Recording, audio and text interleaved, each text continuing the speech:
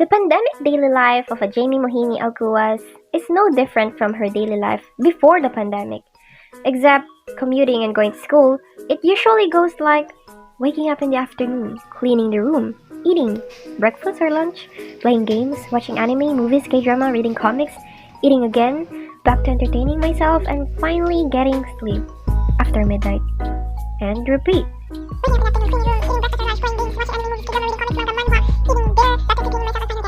And sometimes breaking the cycle by doing some sketches here and there. It all started on 12th of March 2020. I was in my second year of senior high school, the treasurer of the arts club, and also one of the acting managers handling the business voyage as part of our immersion. And I could say that on that day, what I felt was probably the worst bitter pain I've ever felt. Much more painful than being ghosted by a crush who is also interested in you after talking for 3 months. But on that day, we prepared so much. We were expecting for a better event for tomorrow. We were all ready. It felt as if we'll be able to finally see the fruit of our eye bags for staying up late or for a report or a backdrop, hard works and efforts. But sadly, a news that felt heavy on our hearts and maybe somewhat a relief to others was when the principal announced, "I would like to announce that classes are suspended due to the start of pandemic, the attack of COVID-19 as I call it. And yes, Foundation Day is cancelled." My best friend, who is secretary at the arts club that time, and I cried about it because we were finally be able to get the chance to be officers and lead the club and finally do a decent boot. And it all went poof.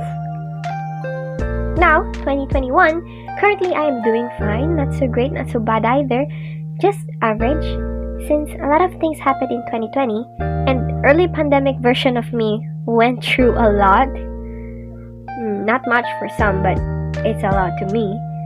For now, I'll be telling you James Pandemic Survival Journey 2020 edition. And here we are, the eldest Alcua's daughter in her natural introverted habitat. Staying at home is probably the best news for them. As you can see, she is very happy. She spends most of her free time watching episodes of her favorite show and sketching. Tons of sketching.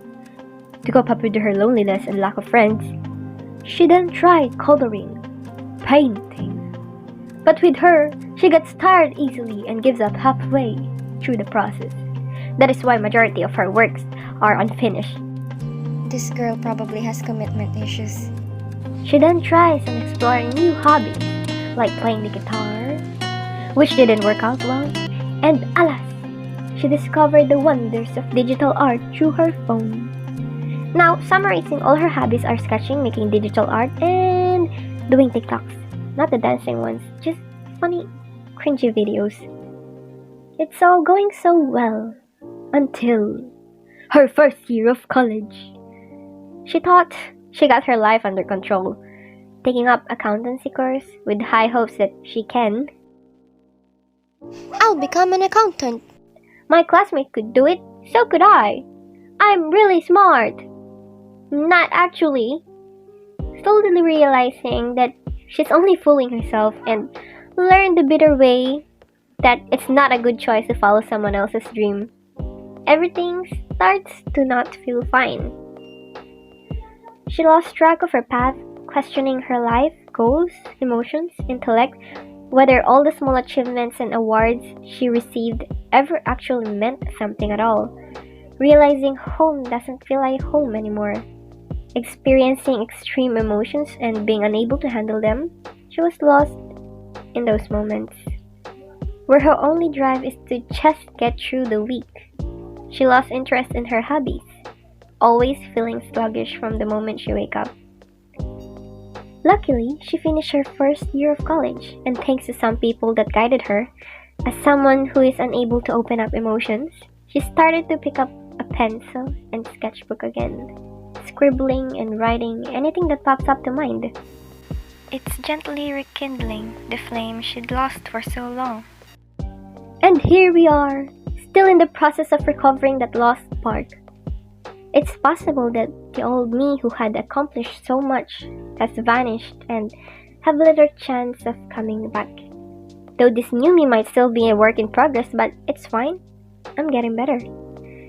During these times, art became my summer flower field. Art is my way to release bottled emotions.